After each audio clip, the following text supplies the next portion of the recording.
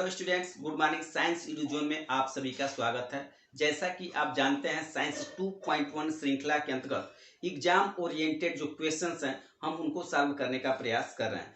इस श्रृंखला के अंतर्गत आज हम chapter 2 acid base and salt यानी अम्ल, क्षारक और लवण नामक चैप्टर के अंतर्गत जितने भी इंपॉर्टेंट क्वेश्चंस हैं उनको हम सॉल्व करने का प्रयास करेंगे। चूंकि यह वीडियो 1 घंटे का हो जा रहा है और इसको अपलोड करने में काफ़ी दिक्कतें आ रही हैं, जहां पे मैं हूं वहां से, तो इसलिए इस चैप्टर के जो क्वेश्चंस हैं उसके 2 पार्ट कर दिया गया है। यानी इस चैप्टर को डिवाइड कर दिया गया है 2 पार्ट में, यानी पार्ट 1 और पार्ट 2। तो आप पार्ट 1 देखेंगे, उसके बाद पार्ट 2 देखेंगे, तो निश्चित रूप से इस चैप्टर से जुड़े हुए सभी महत्वपूर्ण क्वेश्चनों को आप सॉल्व कर लेंगे।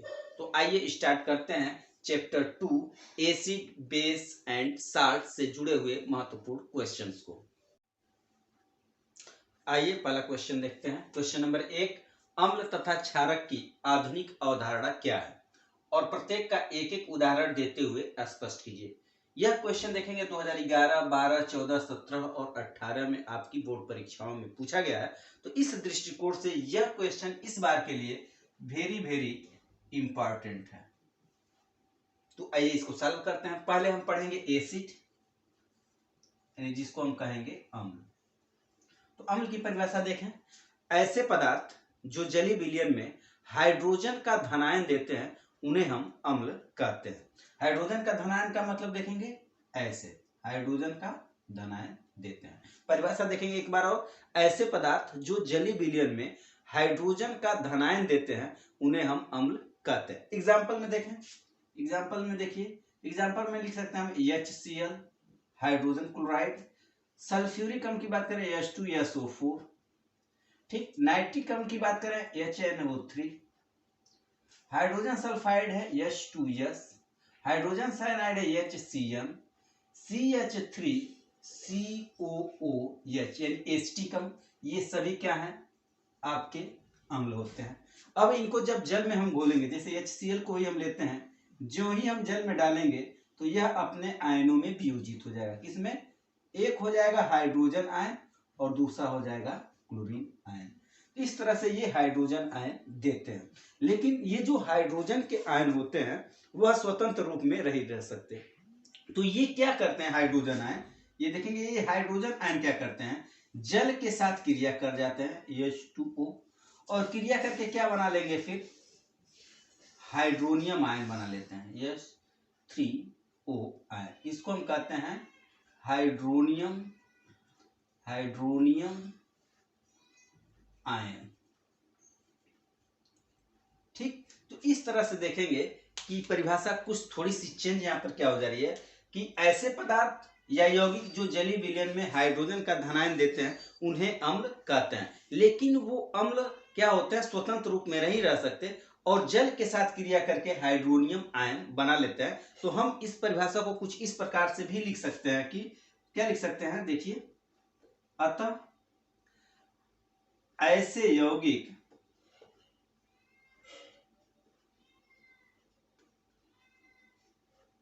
जो जलीय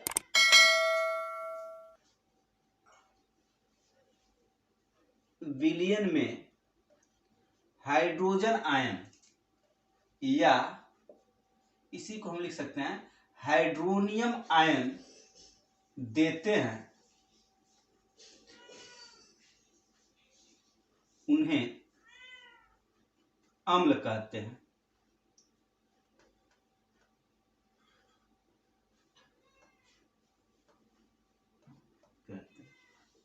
इस तरह से हम अम्ल की परिभाषा दे सकते हैं। पहली परिभाषा क्या है? ऐसे पदार्थ या यौगिक जो जलीय विलयन में हाइड्रोजन आयन देते हैं।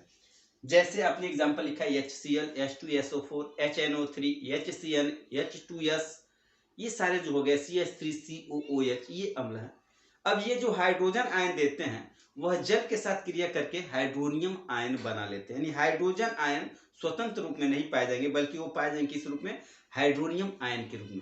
तो अतः हम अम्ल की परिभाषा ऐसे भी लिख सकते हैं कि ऐसे पदार्थ या यौगिक जो जलीय विलयन में हाइड्रोजन आयन या हाइड्रोनियम आयन देते हैं उन्हें हम अम्ल कहते हैं। नेक्स्ट अब आइए देखते हैं हम क्षारक, क्षारक देखेंगे यानी बेस। ठीक, तो इसकी परिभाषा देखिए, ऐसे पदार्थ जो जलीय विलयन में हाइड्रोक्सिल आयन देते हैं उन्हें हम क्षारक कहते हैं।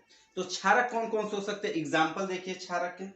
तो क्षारक के एग्जाम्पल जब देखेंगे तो देखेंगे ZnO, CaO, MgO, CuO, NaOH, KOH, NH4OH, ETC। हमने इतना एग्जाम्पल लिख दिया। अब देखेंगे जो क्षारक है वो दो प्रकार के हैं। एक क्या है, एक ऑक्साइड है, जैसे zinc oxide, calcium oxide, magnesium oxide, copper oxide. क्षारीय धातु या क्षारीय मृदा धातुओं के जो ऑक्साइड होते हैं उनकी भी प्रवृत्ति जो होती है वो क्षारकीय होती है। ठीक, और देखेंगे सोडियम वही क्षार धातु है और क्षारीय मृदा धातु भी आ जाएंगे। अगर उनके हाइड्रो ऑक्साइड हैं, जैसे sodium hydroxide, potassium hydroxide, ammonium hydroxide, calcium hydroxide, magnesium hydroxide, तो उनको भी हम क्षार ही कहेंगे, क्योंकि उनकी भी जो रासायनिक प्रवृत्ति होती है वह क्षार की होती है। तो धातुओं के जो ऑक्साइड होते हैं और जो हाइड्रो ऑक्साइड होते हैं, क्षार धातुओं के जो ऑक्साइड और हाइड्रो ऑक्साइड होंगे या क्षारकी धातुओं के जो ऑक्साइड या हाइड्रोक्साइड होंगे उनको हम क्षारक कहते हैं। अब ये क्षारक क्या करते हैं, जलीय विलयन में हाइड्रोक्सिल आयन देते हैं। हाइड्रोक्सिल आयन का मतलब क्या हो गया, OH-, ये वाला आयन देते हैं। तो हम सोचेंगे ये कैसे देंगे, तो देखिए अगर इस जिंक की ही बात करें तो देखिए ZnO+H2O जल में देंगे, जल के साथ क्रिया करेंगे और क्या बना लेंगे, देखिए और बना लेंगे ZnOH का होल ट्वाइस, जिंक हाइड्रोक्साइड बना लेंगे। और जिंक हाइड्रोक्साइड जो होगा वह जलीय विलयन में क्या हो जाएगा, Zn आयन और हाइड्रोक्सिल आयन में वियोजित हो जाएगा। तो यहां पर हमको हाइड्रोक्सिल आयन मिल जाएगा, तो इसलिए इनकी प्रवृत्ति भी क्या होगी, क्षारकी होगी, इसलिए ये क्षारक कहलाएंगे। और इधर वाले सोडियम हाइड्रोक्साइड की अगर हम बात कर लें NaOH, तो ये जो ही जल में डालेंगे यह टूट जाएगा सोडियम आयन और हाइड्रोक्सिल आयन में। तो यहाँ पर भी हमको हाइड्रोक्सिल आयन मिल ही जाएगा, इसलिए इसकी भी प्रवृत्ति जो होगी वो क्षारकी होगी। तो ये ध्यान रखेंगे, ऐसे पदार्थ जो जलीय विलयन में हाइड्रोक्सिल आयन देते हैं उन्हें हम क्षारक कहते हैं। क्षारीय मृदा धातु और क्षारीय धातुओं के जो ऑक्साइड और हाइड्रो ऑक्साइड होते हैं उन्हीं को हम क्षार कहते हैं। अब क्षारक जो होते हैं देखेंगे, देखने से ही पता चलेगा, एक ऑक्साइड वाले हैं और एक हाइड्रो ऑक्साइड वाले हैं। तो इनमें से एक और नए तरह का बनकर आता है जिसको हम एक नया कॉन्सेप्ट देते हैं और इसको हम कहते हैं क्षार यानी एल्कली। क्षार की अगर बात करें तो क्षार क्या होते हैं, क्षारक के ही पार्ट होते हैं, यानी ऐसे क्षारक जो जल में घुलनशील होते हैं उन्हें हम क्षार कहते हैं। और क्षारों में शुद्ध रूप में हाइड्रोक्सिल आयन उपस्थित होते हैं। हम इसकी परिभाषा कुछ ऐसे लिख सकते हैं कि ऐसे क्षारक जो जल में घुलनशील होते हैं उन्हें क्षार कहते हैं। ठीक, लेकिन क्षार जो होते हैं देख लेंगे कैसे पहचानेंगे आप। क्षार में शुद्ध रूप में हाइड्रोक्सिल आयन उपस्थित होते हैं,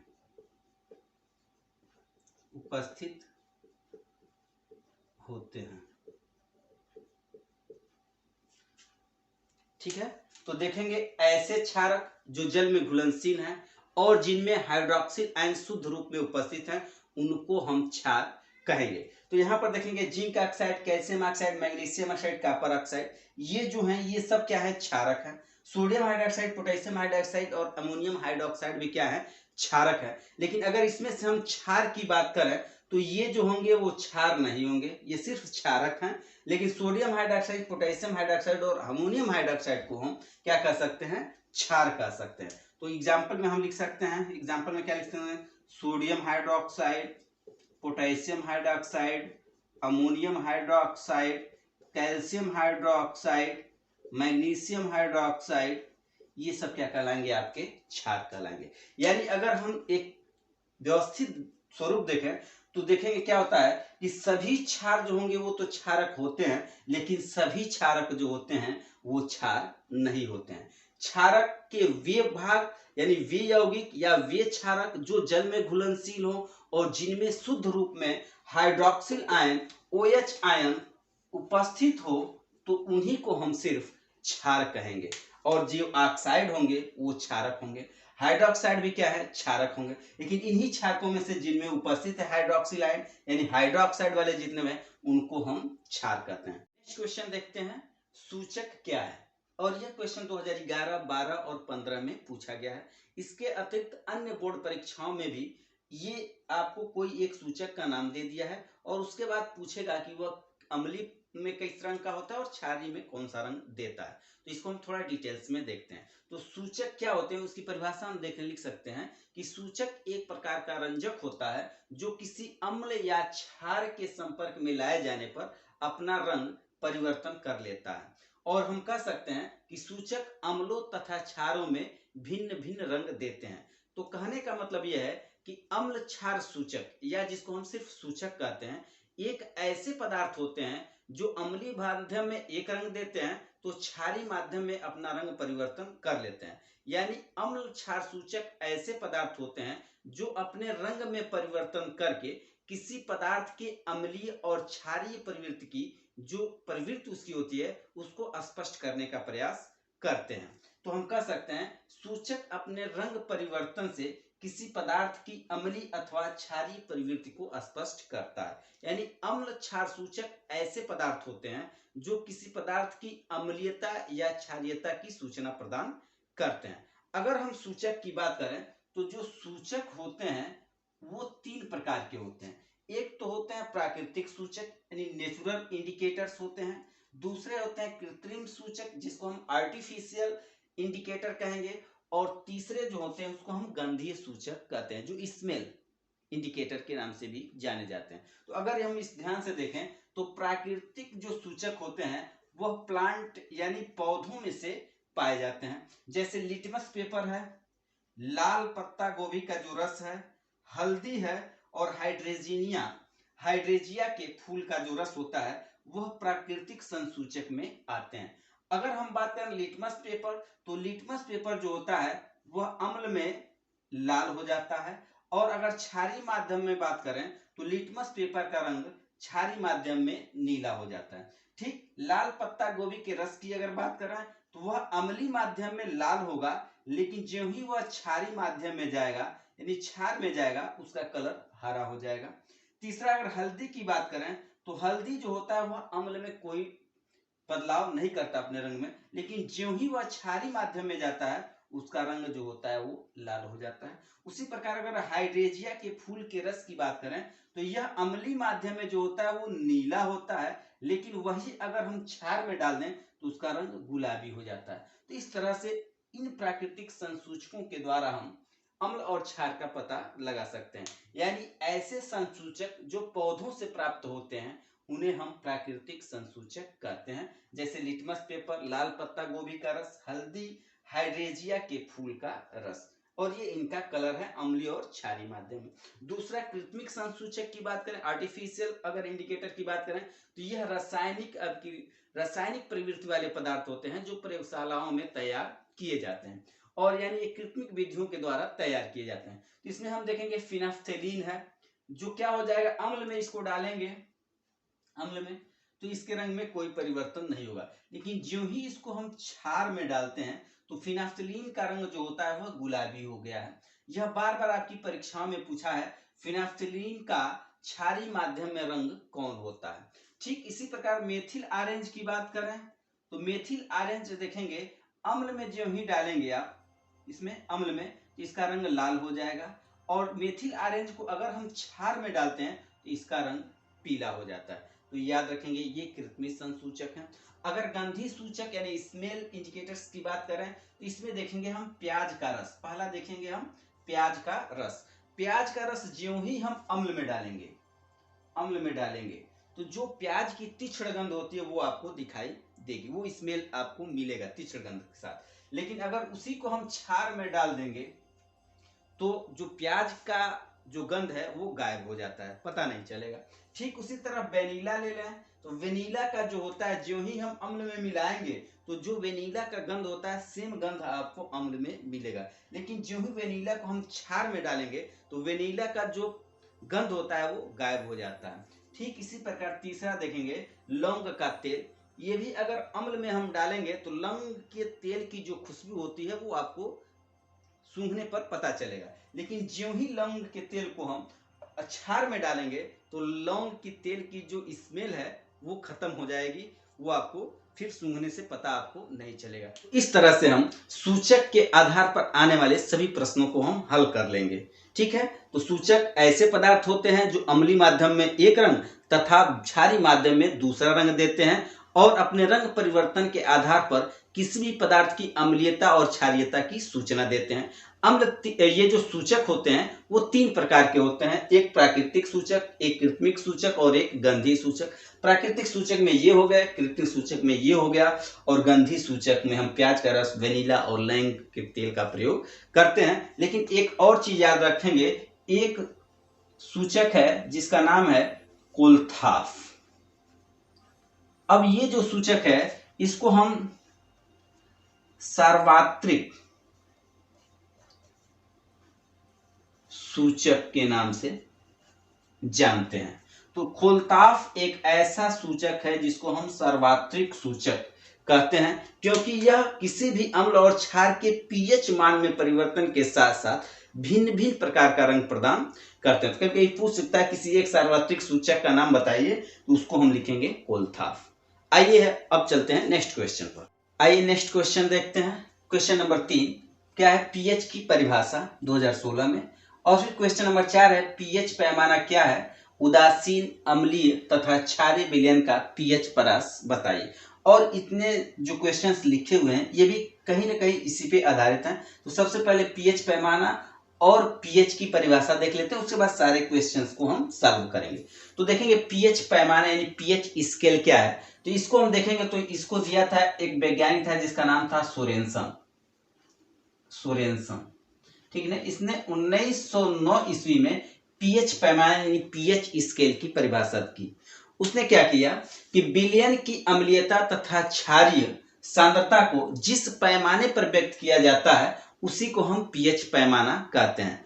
यानी सोरेनसन ने एक पैमाना विकसित किया जिस पर अगर हम ध्यान से देखेंगे तो वो लेकर के 0 से लेकर के 14 तक होता था।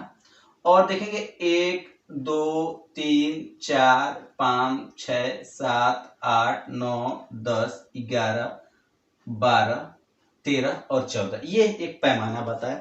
और इस पर उसने क्या किया कि अम्लों तथा क्षारों में उपस्थित जो हाइड्रोजन आयन की सांद्रता होती है उसी सांद्रता के आधार पर ये पैमाने को विकसित किया।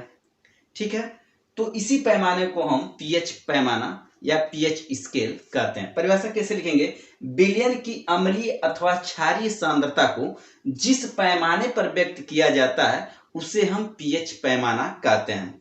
हाइड्रोजन आयन की सांद्रता जिसमें अधिक होगी उसको हम अम्लीय कहेंगे और जिस विलयन में हाइड्रोक्सिल आयन की सांद्रता अधिक होती है उसको हम क्षारीय कहेंगे। ठीक, तो नेक्स्ट देखते हैं पीएच मान यानी पीएच वैल्यू क्या है, इसकी परिभाषा क्या है। तो देखेंगे परिभाषा, हाइड्रोजन आयनों के मोल प्रति लीटर में सांद्रण के ऋणात्मक लघुगणक को हम पीएच या पीएच मान या पीएच वैल्यू कहते हैं। ध्यान देंगे हाइड्रोजन की बात करेगा, हाइड्रोजन आयनों के मोल प्रति लीटर में सांद्रण के ऋणात्मक लघुगणक को हम पीएच या पीएच मान कहते हैं। इसको हम लिखेंगे यानी पीएच बराबर होता है -log10 हाइड्रोजन आयन की सांद्रता, या इसको हम लिख सकते हैं log10 1 हाइड्रोजन आयन की सांद्रता। या इसको सबसे सिंपल तरीके से हम लिख सकते हैं कि ये हाइड्रोजन आयन की जो सांद्रता होती है वह 10⁻⁻⁻⁴ पीएच के बराबर होती है। ये वाला आप सूत्र एकदम याद कर लेंगे, क्योंकि इस सूत्र का प्रयोग हम सभी न्यूमेरिकल्स को हल करने में करेंगे। तो ये हो गया पीएच पैमाना और पीएच मान। अब नेक्स्ट क्वेश्चन देखते हैं। कह रहा है शुद्ध जल का पीएच मान क्या होता है। ठीक है, तो इधर पीएच स्केल पर अगर हम देखें और हाइड्रोजन आयन की सांद्रता के आधार पर देखें, तो अगर एक और चीज हम देख लेते हैं। यहां से जो पीएच स्केल बना है, इसमें यहाँ पे 0, फिर 1, फिर 2, 3, 4, 5, 6, 7, 8, 9, 10, 11, 12, 13 और फिर यहाँ पर हम लेते हैं 14। तो जो 7 है, तो 7 पीएच जिसका भी होगा, ये पीएच स्केल है, पीएच 0, 1, 2, 3, 4, 5, जिसका पीएच मान 7 होगा, वह विलयन जो होगा वह उदासीन होगा। उदासीन होगा, याद रखेंगे। पीएच स्केल पर जिस भी विलयन का पीएच मान 7 होगा वह विलयन उदासीन होगा, और जिस विलयन का पीएच वैल्यू 7 से कम होगा वो हो जाएंगे आपके अम्लीय। अम्लीय। और ऐसे विलयन जिनका पीएच मान 7 से अधिक हो गया तो इसको हम कहेंगे क्षारीय। 7 से अधिक अगर है पीएच वैल्यू, यानी 7.1, 2, 3 या 8, 9, 10, 12, 14, तो उसको हम कहेंगे क्षारीय प्रवृत्ति। अगर विलयन का पीएच मान 7 है, उस विलयन को हम कहेंगे उदासीन। और अगर किसी विलयन का पीएच वैल्यू 7 से कम है, 6.99 भी है, तो उसकी प्रवृत्ति जो होगी वो अम्लीय होगी। हो गया। तो पीएच स्केल पर हम देखेंगे 0 से लेकर के 14 तक अंक होते हैं।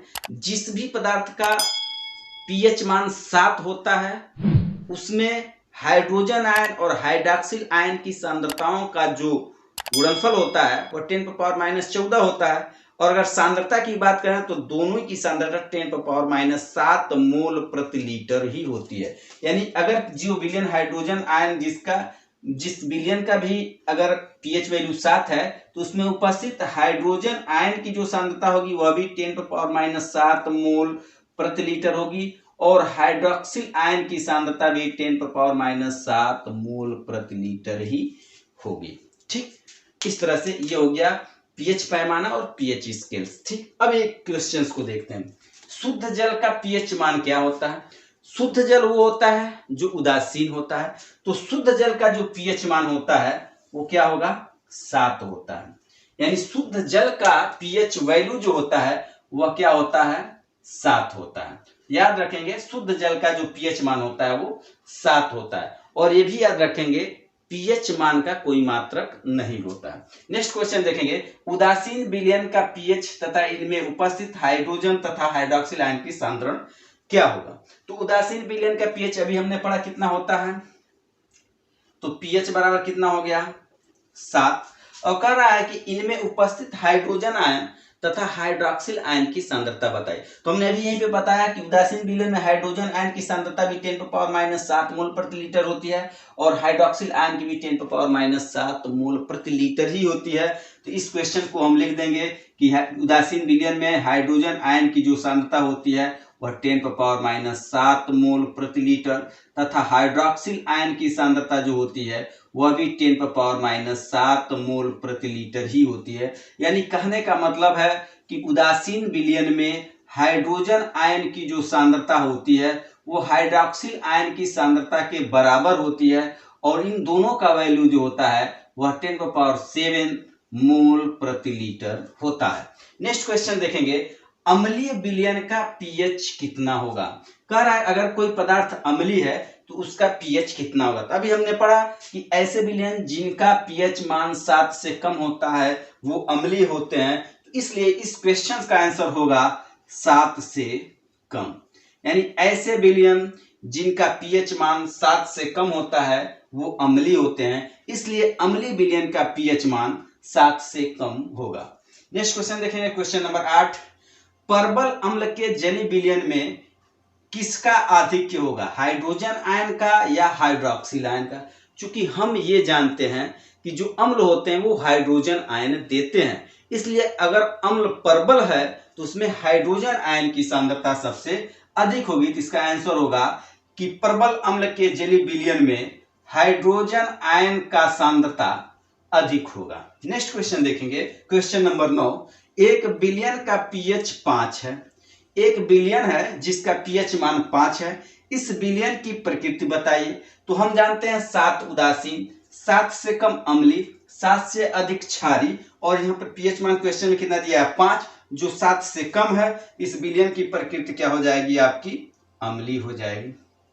क्वेश्चन हम ये जो आएगा तो अगर हम लिख सकते हैं कि जिस बिलियन का पीएच मान 5 है तो उसकी प्रकृति क्या हो जाएगी, अम्लीय हो जाएगी। नेक्स्ट क्वेश्चन देखिए, ये अम्लीय वर्षा का संभावित पीएच क्या होता है। 2019 में पूछा है क्वेश्चन, अम्लीय वर्षा का संभावित पीएच मान कितना होता है।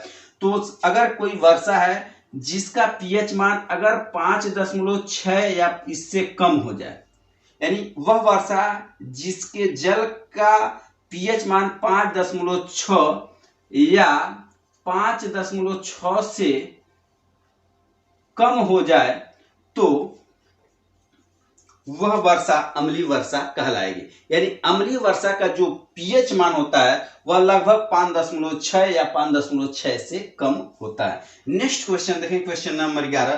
क्षारीय विलयन का पीएच मान कितना होता है। 2020 में ये क्वेश्चन आया है कि क्षारीय विलयन का पीएच मान कितना होता है। तो हमने अभी पढ़ा कि अम्लीय विलयन का 7 से कम, क्षारीय विलयन का 7 से अधिक। तो हम लिख सकते हैं कि क्षारीय विलयन का जो पीएच मान होता है वह 7 से अधिक होता है। नेक्स्ट क्वेश्चन देखते हैं, क्वेश्चन नंबर 12 कहता है ए बी सी तथा डी विलयनों का पीएच क्रमशः 11, 9.5, 3.5 तथा 6.5 है। इनमें से सर्वाधिक क्षारीय विलयन कौन है। कह रहा है कि 4 विलयन है ABCD जिनका पीएच वैल्यू यहाँ पे दिया हुआ है, तो सबसे अधिक क्षारीय कौन है। तो देखेंगे पीएच वैल्यू में 11, 9.5, 3.5 और 6.5। तो सबसे अधिक पीएच वैल्यू क्या है, ए है, यानी 1 वाला है। ए बराबर है 11। देखेंगे पीएच वैल्यू अगर 7 है तो उदासीन होगा, 7 से कम है अम्लीय होगा, और 7 से अधिक है तो क्षारीय, यानी 14 सबसे अधिक क्षारीय वाला पीएच वैल्यू है। तो इसमें सबसे अधिक जो पीएच वैल्यू है वह ए का है और वो है 11।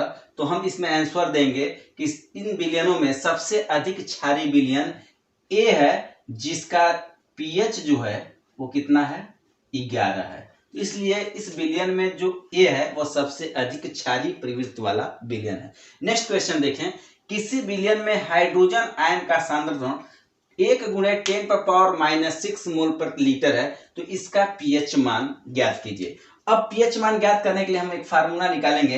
हाइड्रोजन आयन की जो सांद्रता होती है वो होती है 10⁻⁻⁻ पीएच के बराबर। तो चूंकि हाइड्रोजन आयन का सांद्रता दिया हुआ है कितना, 1 × 10⁻⁻⁶, और ये किसके बराबर है, 10⁻⁻ पीएच।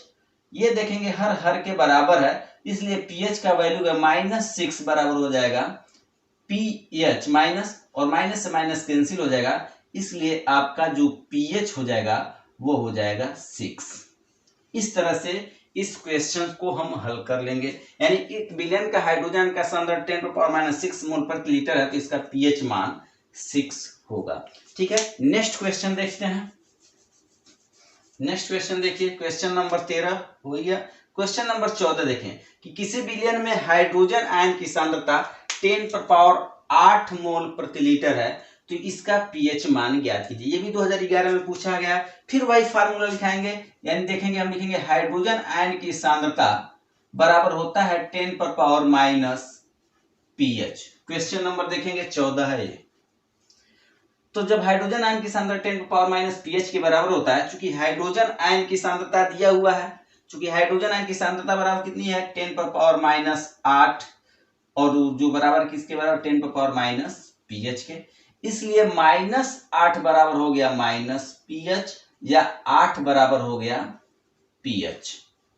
तो अब इस क्वेश्चन का सॉल्व हो गया कि एक विलयन में अगर हाइड्रोजन आयन की सांद्रता 10⁻⁻8 मोल है तो उसका पीएच वैल्यू जो होगा वह भी कितना होगा, 8 होगा। इसका 10⁻⁻6 था तो इसका कितना हो गया, 6 हो गया।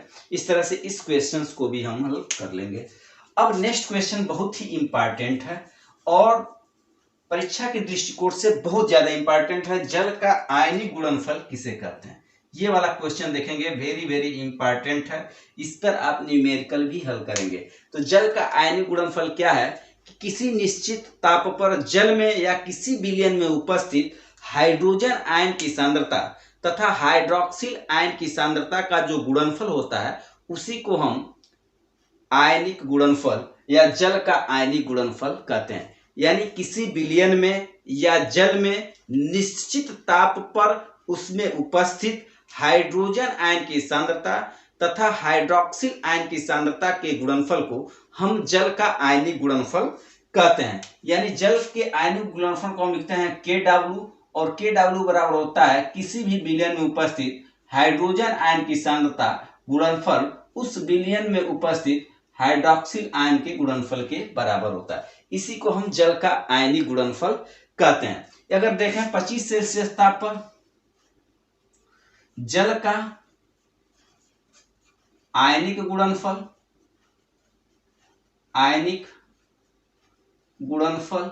यानी KW बराबर क्या होगा, यानी हाइड्रोजन आयन की सांद्रता गुणे हाइड्रोक्सिल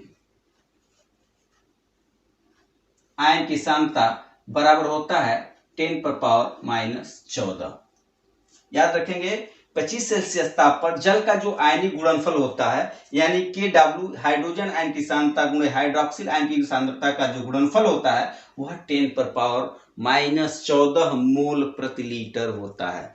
अगर कोई विलयन उदासीन है, यानी अगर शुद्ध जल ले लें, शुद्ध जल या उदासीन विलयन की बात करें तो इसमें हाइड्रोजन आयन की जो सांद्रता होती है वह हाइड्रोक्सिल आयन के सांद्रता के बराबर होती है, और तब हाइड्रोजन आयन और हाइड्रोक्सिल आयन की सांद्रता जो होती है वह 10⁻⁻7 मोल प्रति लीटर होती है। यानी शुद्ध जल या उदासीन विलयन में हाइड्रोजन आयन की जो सांद्रता होगी वह 10⁻⁻7 मोल प्रति लीटर होगी, और हाइड्रोक्सिल आयन की सांद्रता जो होगी वह भी 10⁻⁻7 मोल होगी। और इनका अगर गुणनफल करेंगे तो वह हो जाएगी हाइड्रोजन आयन की सांद्रता गुणे हाइड्रोक्सिल आयन की सांद्रता बराबर 10⁻⁻14 मोल प्रति लीटर। इस तरह से हम याद रखेंगे किसी भी विलयन में या जल में निश्चित ताप पर उसमें उपस्थित हाइड्रोजन आयन तथा हाइड्रोक्सिल आयन के सांद्रताओं के गुणनफल को हम जल का आयनिक गुणनफल कहते हैं। यानी KW बराबर होता है हाइड्रोजन आयन का गुणनफल गुणे हाइड्रोक्सिल आयन के सांद्रताओं का गुणनफल। और किसी भी उदासीन विलयन में या शुद्ध जल की बात करें उस विलयन में हाइड्रोजन आयन की सांद्रता जो होती है वह हाइड्रोक्सिल आयन की सांद्रता के बराबर ही होती है, इसलिए उस विलयन में हाइड्रोजन आयन और हाइड्रोक्सिल आयन की सांद्रता 10⁻⁻7 मोल प्रति लीटर होती है। इस तरह से ये हो गया, और बहुत ही इंपॉर्टेंट है। इस परिभाषा जो हमने बोला है उसको लिख लेंगे, याद कर लेंगे और ये लिख लेंगे। ठीक, आगे बढ़ते हैं नेक्स्ट क्वेश्चन की तरफ। क्वेश्चन देखें। अब ये क्वेश्चन देखिए, एक विलयन में हाइड्रोक्सिल आयन की सांद्रता, क्वेश्चन ऐसे ही दे देगा, क्वेश्चन आपका ऐसे दे देगा कि एक विलयन में हाइड्रोक्सिल आयन की सांद्रता 10⁻⁸ मोल प्रति लीटर है, तो इस विलयन का पीएच मान बताइए। यानी अब क्वेश्चन नंबर जो 16 है इसमें दे दिया क्या है, हाइड्रोक्सिल आयन की सांद्रता दे दिया है। कितना दिया है देखेंगे, 1 × 10⁻⁸ मोल प्रति लीटर दे दिया है। तो अब क्या करना है, इसका आपको पीएच निकालना है। पीएच पूछ दिया, तो चूंकि पीएच के लिए क्या चाहिए आपको देखेंगे, पीएच बराबर होता है -log10 हाइड्रोजन आयन की सांद्रता, या आप ये सूत्र लगाते हैं हाइड्रोजन आयन की सांद्रता बराबर 10⁻⁻ pH। यानी अब हमको चाहिए हाइड्रोजन आयन की सांद्रता। सवाल में दे दिया हाइड्रोक्सिल आयन की सांद्रता, तो अब कैसे निकालेंगे, तो उसके लिए हम जल का जो आयनिक गुणनफल पढ़े हैं, यानी किसी भी विलयन में उपस्थित हाइड्रोजन आयन तथा हाइड्रोक्सिल आयन के सांद्रताओं का जो गुणनफल होता है उसको हम जल का आयनिक गुणनफल कहते हैं। उसके आधार पर हम हाइड्रोजन आयन को निकालेंगे। अब हमको मालूम है हाइड्रोक्सिल आयन और हमको निकालना है हाइड्रोजन आयन, तो हम लिखेंगे हाइड्रोजन आयन की सांद्रता गुणे हाइड्रोक्सिल आयन की सांद्रता बराबर होता है 10⁻⁻14 मोल प्रति लीटर। चूंकि हाइड्रोक्सिल आयन दे दिया है तो हाइड्रोजन आयन हम निकाल लेंगे हाइड्रोजन आयन की, इसलिए ये चूंकि कर लेंगे, इसलिए हाइड्रोजन आयन की सांद्रता गुणे हाइड्रोक्सिल आयन की सांद्रता कितना दे दिया 10⁻⁸ और यहाँ पर हो गया 10⁻14। अतः क्या हो जाएगा हाइड्रोजन आयन की सांद्रता बराबर कितनी हो जाएगी 10⁻14 बटे 10⁻8, यानी जब ये ऊपर जाएगा तो 10⁻14 प्लस 8 हो जाएगा और इसमें से इक्वल हो जाएगा 10⁻6 मोल प्रति लीटर। अब हमको हाइड्रोजन आयन की सांद्रता निकल गई 10⁻6 मोल प्रति लीटर, तो हम पीएच मान भी निकाल लेंगे। कैसे? हाइड्रोजन आयन की सांद्रता बराबर 10⁻⁻ पीएच। अब हाइड्रोजन आयन की सांद्रता हमने कितनी निकाली है 10⁻6, तो हो गया 10⁻6 बराबर 10⁻⁻ पीएच, इसलिए -6 बराबर हो गया माइनस पीएच, या इसी को हम लिख सकते हैं 6 बराबर पीएच।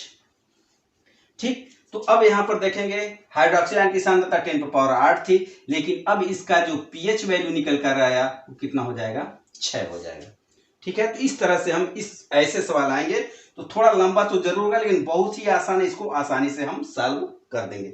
और क्वेश्चन आपके पेपर में ऐसे ही आएगा, क्योंकि आप हमेशा हाइड्रोजन आयन की सांद्रता पढ़ते हैं और सवाल क्वेश्चन जो आएंगे उसमें हाइड्रोक्सिल आयन की सांद्रता दे देगा, जिसको आपको जल के आयनिक गुणनफल के आधार पर आपको हाइड्रोजन आयन पर ज्ञात करना होगा, फिर उस विलयन का पीएच वैल्यू निकालना होगा। ठीक है, नेक्स्ट क्वेश्चन के लिए चलते हैं। नेक्स्ट क्वेश्चन जो 17 है वह भी कुछ पहले ही तरह से है कि किसी विलयन में हाइड्रोक्सिल आयन की सांद्रता 10⁻12 मोल प्रति लीटर है, पीएच वैल्यू ज्ञात कीजिए। 2012-2014 में पूछा गया ये क्वेश्चन है। तो अगर हाइड्रोक्सिल आयन दिया है, देखेंगे OH आयन की सांद्रता दे दिया गया है 1 गुणे 10⁻12 क्योंकि हाइड्रोक्सिल आयन और पूछ रहा है क्या आपका पीएच वैल्यू क्या है। तो पीएच वैल्यू के लिए हमको क्या चाहिए हाइड्रोजन आयन की सांद्रता चाहिए, ये हमको ज्ञात नहीं है। तो हाइड्रोजन आयन की सांद्रता निकालने के लिए हम क्या देखेंगे, पहले ये सूत्र निकालेंगे, हाइड्रोजन आयन की सांद्रता गुणे हाइड्रोक्सिल आयन की सांद्रता बराबर होती है 10⁻14। ठीक, अब चूंकि हाइड्रोजन आयन की सांद्रता तो हमको मालूम नहीं है, लेकिन हाइड्रोक्सिल आयन की सांद्रता दे दिया है 1 गुणे 10⁻12 और हो गया इधर 10⁻14। ठीक, तो अब हाइड्रोजन आयन, इसलिए हाइड्रोजन आयन की सांद्रता निकालना है, तो क्या कर लेंगे आप 10⁻14 बटे 1 गुणे 10⁻12, तो क्या हो जाएगा इधर 10⁻14 गुणे 10⁻12, यानी हाइड्रोजन आयन की जो सांद्रता निकल कर आ जाएगी वह 14 में से 12 घट जाएगा 10⁻2 मोल प्रति लीटर। अब ये हमको मिल गया हाइड्रोजन आयन की सांद्रता। जब हाइड्रोजन आयन की सांद्रता मिल गई तो हम आसानी से पीएच वैल्यू निकाल लेंगे। सिंपल सूत्र लिखेंगे, हाइड्रोजन आयन की सांद्रता बराबर 10⁻⁻ पीएच। तो हाइड्रोजन आयन की सांद्रता का ये जो वैल्यू यहाँ पे पुट करेंगे 10⁻2 बराबर 10⁻⁻ पीएच, या -2 बराबर -पीएच, या 2 बराबर पीएच। इस तरह से निकल के आ गया। इस विलयन का जो पीएच वैल्यू होगा वो कितना हो जाएगा 2 हो जाएगा। ठीक है, तो ऐसे क्वेश्चंस को हम हल करेंगे। अब इसमें क्वेश्चंस में ये भी पूछ देता है कि पीएच मान बताइए और साथ ही साथ उसकी प्रकृति भी बताइए। तो पीएच वैल्यू 6 है तो देखेंगे 7 से कम है इसलिए अम्लीय, इसका 2 है तो ये भी हो जाएगा अम्लीय, जिसका 7 से अधिक वो क्षारीय, जिसका 7 से कम वो अम्लीय, और जिसका 7 वो हो जाएगा उदासीन। नेक्स्ट क्वेश्चन फिर से देखते हैं। ठीक है, नेक्स्ट क्वेश्चन देखिए, क्वेश्चन नंबर 18। अब 18 में क्या क्या, किसी विलयन में हाइड्रोजन आयन की सांद्रता 10⁻6 मोल है, पीएच तथा प्रकृति ज्ञात कीजिए। 2013 में आया हुआ ये सवाल है। देखेंगे इसमें क्या दे दिया, हाइड्रोजन आयन की सांद्रता ही दे दिया है। क्या दे दिया, 10⁻6 मोल प्रति लीटर दे दिया। हाइड्रोजन आयन की सांद्रता, आसानी से सवाल लगेगा। अब क्या निकालना है हमको, पीएच निकालना है। तो पीएच के लिए हम सूत्र लिखेंगे, हाइड्रोजन आयन की सांद्रता बराबर 10 पर पावर माइनस pH। ठीक, तो हाइड्रोजन की सांद्रता दिया है 10 पर पावर माइनस 6 बराबर हो जाएगा 10 पर power minus pH। Base base है कैंसिल, -6 बराबर -pH या 6 बराबर pH 7 से कम है, इसलिए इसकी प्रकृति हो जाएगी अम्लीय। ठीक है, तो इस तरह से ये क्वेश्चन नंबर आपका 18 भी सॉल्व हो गया। ठीक, सेकेंडों में आप मिनटों में सवाल आप सॉल्व कर सकते हैं। अगला क्वेश्चन देखें, क्वेश्चन नंबर 19। लगातार तेजी से देखते हैं। क्वेश्चन नंबर 19 देखिए, हाइड्रोजन आयन की सांद्रता 1 बिलियन है, जिसमें हाइड्रोजन आयन की सांद्रता 10 पर पावर माइनस 8 मोल प्रति लीटर है। पीएच मान ज्ञात करना है। 2013-2016 में आया हुआ ये क्वेश्चन है। देखिए, हाइड्रोजन आयन का पीएच निकालना है कब, जब इसका सांद्रता है 10 पर पावर माइनस 8। यानी हाइड्रोजन आयन की सांद्रता देखिए कितना दे दिया, 10 पर पावर माइनस 8 मोल प्रति लीटर दे दिया। कह रहा है इसका पीएच क्या होगा। सिंपल, 1 मिनट के अंदर आपका क्वेश्चन का जवाब आएगा। हम लिखेंगे हाइड्रोजन आयन की सांद्रता बराबर होता है 10 पर पावर माइनस पीएच। हाइड्रोजन की सांद्रता कितना दिया है, 10 पर पावर माइनस 8 बराबर 10 पर पावर माइनस पीएच। बेस से बेस कैंसिल, -8 बराबर माइनस पीएच या 8 बराबर पीएच। तो जिस बिलियन का पीएच मान कितना है, 10 पर पावर माइनस 8, क्वेश्चन नंबर 19, उसका पीएच वैल्यू भी कितना हो जाएगा, 8। प्रकृति देखेंगे तो 8 देखिए 7 से अधिक है, तो क्या हो जाएगा, क्षारीय, तो बिलियन हो जाएगा आपका क्षारीय। 1 मिनट के अंदर ही ये क्वेश्चन सॉल्व हो जाएंगे, 2 नंबर आपको आसानी से मिल जाएंगे। नेक्स्ट क्वेश्चन देखिए, तेजी से देखते हैं। नेक्स्ट क्वेश्चन देखिए, question number 20। Hydrogen ion 1 billion है, जिसमें हाइड्रोजन आयन की सांद्रता 10 पर पावर माइनस 9 मोल प्रति लीटर है। पीएच ज्ञात कीजिए, प्रकृति भी बताते चलिए। तो देखिए 10 पर पावर, देखिए क्या दे दिया, आप पहले लिखेंगे हाइड्रोजन आयन की सांद्रता 10 पर पावर माइनस 9 मोल प्रति लीटर दिया है। करना क्या है, आपको ज्ञात करना है पीएच वैल्यू कितना होगा इसका। सिंपल सा सूत्र लिखेंगे, हाइड्रोजन आयन की सांद्रता जो होती है वह 10 पर पावर माइनस पीएच के बराबर होती है। हाइड्रोजन आयन की सांद्रता यहाँ पे पुट करिए, 10 पर पावर माइनस 9 बराबर हो जाएगा 10 पर पावर माइनस पीएच, या बेस से बेस कैंसिल, -9 बराबर माइनस पीएच या 9 बराबर आपका आ गया पीएच। और इस तरह से इसका पीएच वैल्यू निकल कर आ गया आपका 9। सिंपल।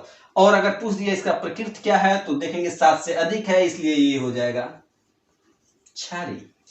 7 से कम होता तो हो जाता अम्लीय। नेक्स्ट क्वेश्चन देखें, इससे जुड़ा हुआ बहुत आसान क्वेश्चंस देखते हैं जल्दी जल्दी। कर रहा है शुद्ध जल का पीएच मान ज्ञात कीजिए। तो शुद्ध जल का पीएच मान हमने सीधे पहले ही यहाँ पर लिख दिया। क्यों, क्योंकि शुद्ध जल में हाइड्रोजन आयन और हाइड्रोक्सिल आयन की सांद्रताओं का गुणनफल 10 पर पावर माइनस 14 होता है, और उनमें उपस्थित हाइड्रोजन आयन और हाइड्रोक्सिल आयन एक दूसरे के बराबर होते हैं, इसलिए उसका पीएच मान, यानी उसमें हाइड्रोजन आयन भी 10 पर पावर माइनस 7 मोल और हाइड्रोक्सिल आयन भी 10 पर पावर माइनस 7 मोल होंगे। यानी अम्ल और क्षारीय दोनों प्रकृति जब बराबर हैं तो उदासीन कर देते हैं। तो शुद्ध जल का जो पीएच वैल्यू होगा, वो पीएच वैल्यू जो होगा वह 7 होगा। तो याद रखेंगे, बहुत ही इंपॉर्टेंट है, हर बात ये आपके पेपर्स में पूछा गया कि शुद्ध जल का पीएच मान क्या होता है, उदासीन विलयन का पीएच मान क्या होता है, तो 7 होता है। ठीक है, अब देखिए यहाँ पे हाइड्रोक्सिल आयन वाला कोई और भी सवाल था, हम लिख लेते हैं। किसी विलयन में हाइड्रोक्सिल आयन 10 पर पावर माइनस 8 मोल प्रति लीटर, या अगर किसी विलयन में हाइड्रोक्सिल आयन की सांद्रता 10 पर पावर माइनस 8 मोल प्रति लीटर है, तो उस विलयन का क्या ज्ञात करना पड़ेगा, हमको पीएच ज्ञात करना पड़ेगा, और क्या करना पड़ सकता है, प्रकृति ज्ञात करना पड़ सकता है। तो क्या दिया है, देखें क्वेश्चन नंबर, देखिए हाइड्रोक्सिल आयन की सांद्रता दिया है, कितना दिया है, 10 पर पावर माइनस 8 मोल प्रति लीटर, और हमको निकालना क्या है, पीएच। और पीएच के लिए हमको क्या चाहिए, हाइड्रोजन आयन की सांद्रता। चूंकि हाइड्रोजन आयन की सांद्रता नहीं मालूम है, हम सूत्र करेंगे जल के आयनिक गुणनफल वाला, यानी हाइड्रोजन आयन की सांद्रता गुणनफल करेंगे किसके साथ, हाइड्रोक्सिल आयन के साथ, टोटल होता है 10 पर पावर माइनस 14। हाइड्रोजन आयन तो की सांद्रता मालूम नहीं है, हाइड्रोक्सिल आयन की सांद्रता मालूम है 10 पर पावर माइनस 8, और ये हो गया 10 पर पावर माइनस 14। ठीक, तो फिर से देखें हाइड्रोजन आयन की सांद्रता कितनी हो जाएगी, 10 पर पावर माइनस 14 बटे 10 पर पावर माइनस 8, यानी 10 पर पावर माइनस 14 पूरे 10 पर पावर माइनस 14, 10 पर पावर 8, तो बच जाएगा आपका 10 पर पावर माइनस 6। यानी हाइड्रोजन आयन की जो सांद्रता निकलकर हमारे पास आई 10⁻⁻6 आ गई। तो अब जब ये आ गया तो हम pH वैल्यू भी निकालेंगे। कैसे?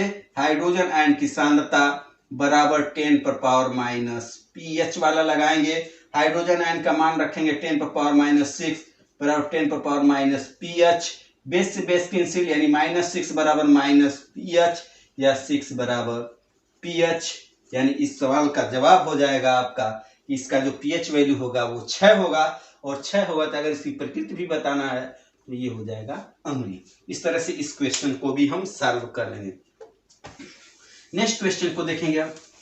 नेक्स्ट क्वेश्चन देखिए, क्वेश्चन नंबर 23, ये भी हो गया। क्वेश्चन नंबर 23 देखिए, कह रहा है किसी विलयन में का जो pH है वो 4 है। pH कितना दे दिया है? 4 दे दिया है। तो कह रहा है उस विलयन में हाइड्रोजन आयन की सांद्रता क्या होगी।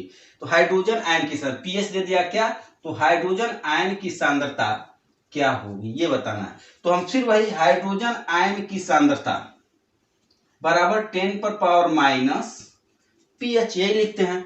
तो चूंकि हाइड्रोजन आयन की सांद्रता ही निकालना है तो 10 रखेंगे ही रखेंगे, और माइनस pH, pH देखिए कितना दिया H, जहां pH वहां पर -4 पुट कर देंगे तो ये हो जाएगा मोल प्रति लीटर। तो जिस विलयन का pH वैल्यू 4 होगा तो उस विलयन में हाइड्रोजन आयन की सांद्रता जो होगी वह 10⁻⁻4 मोल। देखेंगे ध्यान से फिर से। क्वेश्चन नंबर 23 देखिए, किसी विलयन का pH वैल्यू कितना है, 4 है, यानी 4 है, तो उसमें हाइड्रोजन आयन की सांद्रता ज्ञात करना। pH 4 हमने लिखा, हाइड्रोजन आयन ज्ञात करना। हाइड्रोजन की सांद्रता बराबर 10⁻⁻, pH लिखा, और हाइड्रोजन आयन 10⁻⁻, जहां pH है वहां पर 4 अंक लाकर रख दिया। तो इस तरह से उस विलयन में हाइड्रोजन आयन की सांद्रता कितनी हो जाएगी, 10⁻⁻4 मोल प्रति लीटर हो जाएगी।